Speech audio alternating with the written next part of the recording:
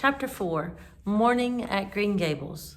It was broad daylight when Anne awoke and sat up in bed, staring confusedly at the window through which a flood of cheery sunshine was pouring, and outside of which something white and feathery waved across glimpses of blue sky. For a moment she could not remember where she was. First came a delightful thrill as of something very pleasant, then a horrible remembrance. This was Green Gables, and they didn't want her because she wasn't a boy.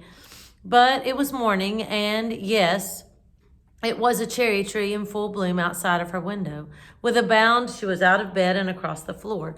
She pushed up the sash. It went up stiffly and creakily, as if it hadn't been open for a long time, which was the case, and it stuck so tight that nothing was needed to hold it up. Anne dropped on her knees and gazed out into the June morning, her eyes glistening with delight. Oh, wasn't it beautiful? Wasn't it a lovely place? Suppose she wasn't really going to stay here. She would imagine she was. There was scope for imagination here. A huge cherry tree grew outside, so close that its boughs tapped against the house, and it was so thick set with blossoms that hardly a leaf was to be seen. On both sides of the house was a big orchard, one of apple trees and one of cherry trees, also showered over with blossoms. And their grass was all sprinkled with dandelions, and the garden below were lilac trees with purple flowers, and their dizzily sweet fragrance drifted up to the window on the morning wind. Below the garden, a green field lush with clover sloped down to the hollow where the brook ran, and where scores of white birches grew upspringing airily out of an undergrowth suggestive of delightful possibilities in ferns and mosses and woodsy things generally. Beyond it was a hill, green and feathery with spruce and fir. There was a gap in it where the gray gable end of the little house she had seen from the other side of the lake of shining waters was visible. Off to the left were the big barns, and beyond them, away down over green sloping fields, was a sparkling blue glimpse of sea. Anne's beauty-loving eyes lingered on it all, taking everything greedily in.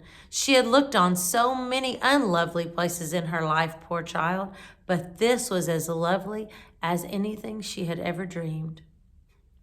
She knelt there, lost to everything but the loveliness around her, until she was startled by a hand on her shoulder. Marilla had come in unheard by the small dreamer. "It's time you were dressed," she said curtly. Marilla really did not know how to talk to the child, and her uncomfortable ignorance made her crisp and curt when she did not mean to be. Anne stood up and drew a long breath. "Oh, isn't it wonderful?" she said, waving her hand comprehensively at the good world outside. "It's a big tree," said Marilla, "and it blooms great, but the fruit don't amount to much never, small and wormy." "Oh, I don't mean just the tree. Of course, it's lovely. Yes, it's radiantly lovely. It blooms as if it meant it.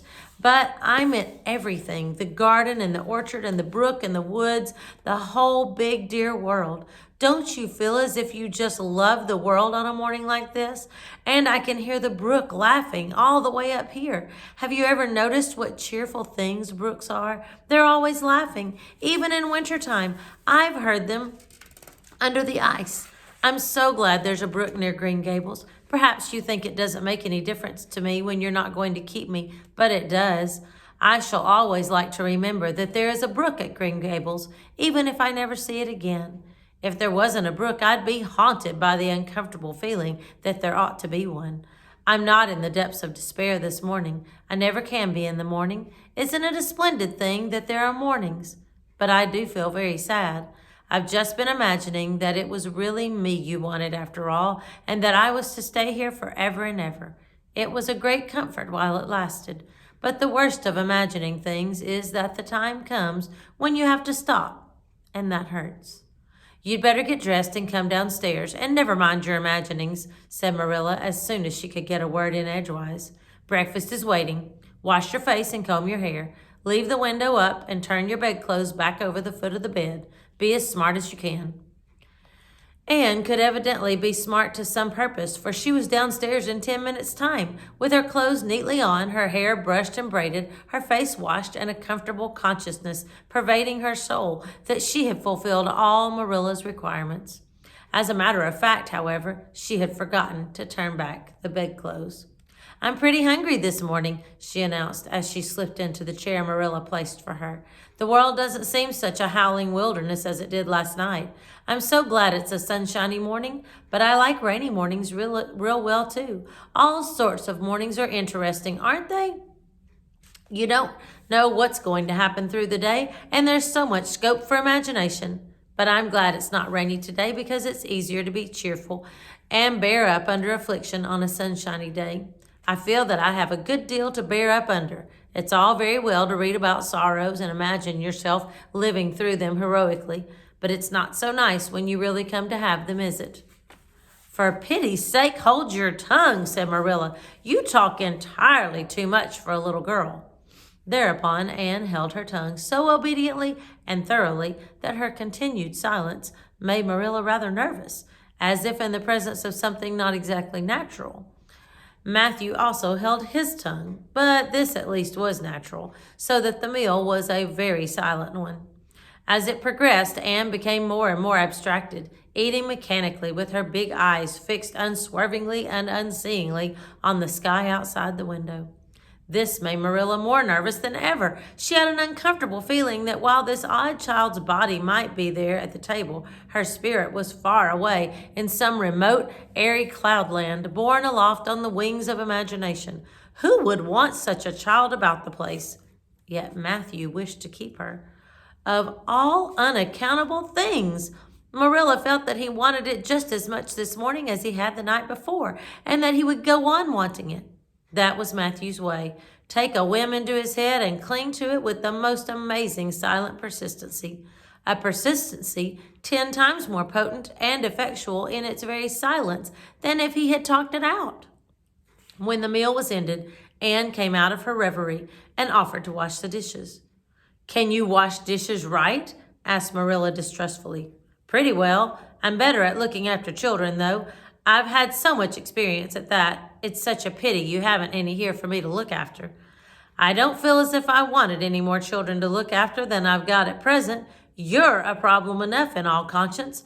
What's to be done with you I don't know. Matthew is a most ridiculous man. Oh, I think he's lovely, said Anne reproachfully. He is so very sympathetic. He didn't mind how much I talked. He seemed to like it. I felt that he was a kindred spirit as soon as I ever saw him. You're both queer enough, if that's what you mean by kindred spirits, said Marilla with a sniff. Yes, you may wash the dishes. Take plenty of hot water and be sure you dry them well. I've got enough to attend to this morning, for I'll have to drive over to White Sands in the afternoon and see Mrs. Spencer. You'll come with me and we'll settle what's to be done with you. After you've finished the dishes, go upstairs and make your bed. Anne washed the dishes deftly enough, as Marilla, who kept a sharp eye on the process, discerned. Later on, she made her bed less successfully, for she had never learned the art of wrestling with a feather tick. But it was done somehow and smoothed down, and then Marilla, to get rid of her, told her she might go out of doors and amuse herself until dinner time. Anne flew to the door, face alight, eyes glowing. On the very threshold, she stopped short, wheeled about, came back, and sat down by the table, light and glow as effectually blotted out as if someone had clapped an extinguisher on her. What's the matter now? Demanded Marilla. I don't dare go out, said Anne, in the tone of a martyr relinquishing all earthly joys. If I can't stay here, there is no use in my loving Green Gables. And if I go out there and get acquainted with all those trees and flowers and the orchard and the brook, I'll not be able to help loving it. It's hard enough now, so I won't make it any harder. I want to go out so much. Everything seems to be calling to me. Anne, come out to us. Anne, we want a playmate. But it's better not. There is no use in loving things if you have to be torn from them, is there? And it's so hard to keep from loving things, isn't it? That's why I was so glad when I thought I was going to live here. I thought I'd have so many things to love and nothing to hinder me. But that brief dream is over. I am resigned to my fate now, so I don't think I'll go out for fear I'll get unresigned again. What is the name of that geranium on the windowsill, please? That's the apple-scented geranium. Oh, I don't mean that sort of a name. I mean just a name you gave it yourself.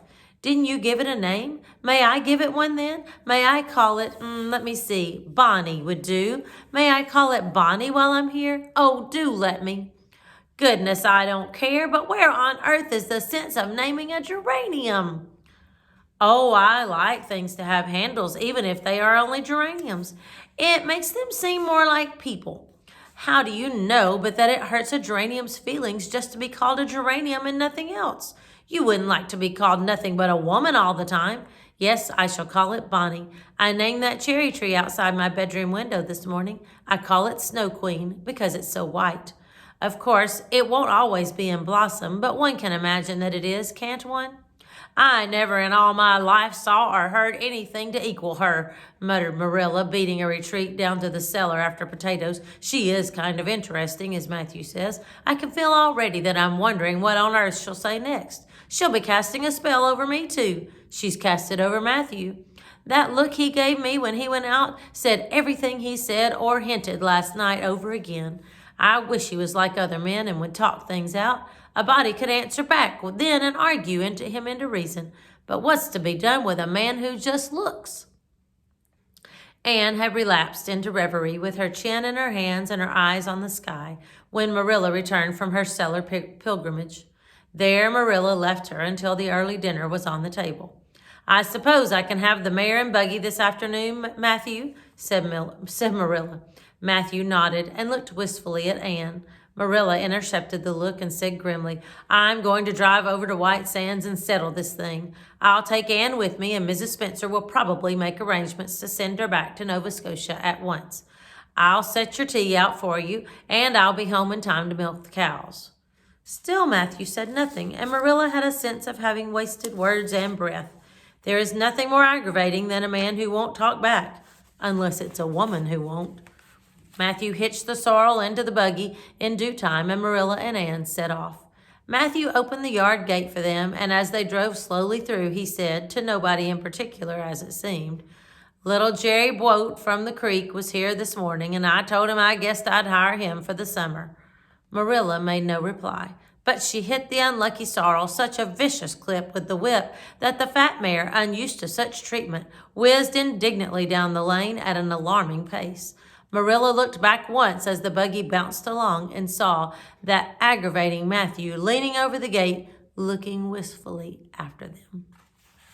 And the next chapter is chapter 5, Anne's history. So we're going to find out a little bit more about where Anne came from. I'll see you then.